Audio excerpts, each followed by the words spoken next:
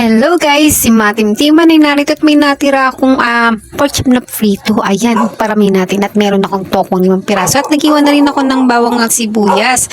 Ayan, at sinap ko na po matapos po siyang iprito. Pinipinrepare ko na po para makapag-isa na po tayo. Ayan, lagyan na po natin lahat. Pwede na po natin itong pagsabay at i-mix po natin mabuti hanggang sa mag-yellowish.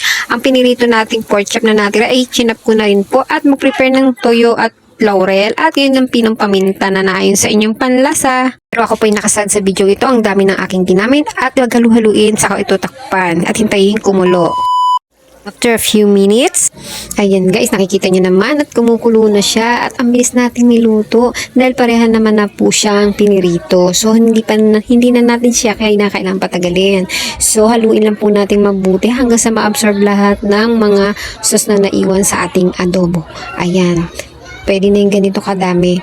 'Di ba? Saktong-sakto lang at na hindi mo napapansin na may baboy dahil fry na rin yung tokwa, fry na rin yung ating baboy.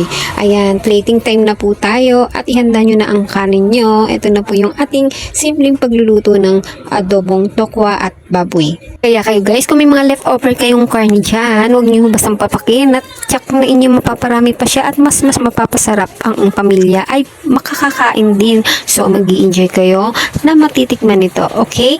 Siyempre bukod dun, maaari rin ito lagyan ng sili at tuntua naman ng mga tropa ninyo mahilig uminom. Pwede rin siyang pulutan, kaya enjoy nyo lang po. Kung nagustuhan nyo ang video ito ay paki-like and share po. At naway mag-subscribe na rin po kayo at pin ang bell button para ma-notify po kayo sa mga bagong darating video. Thank you so much!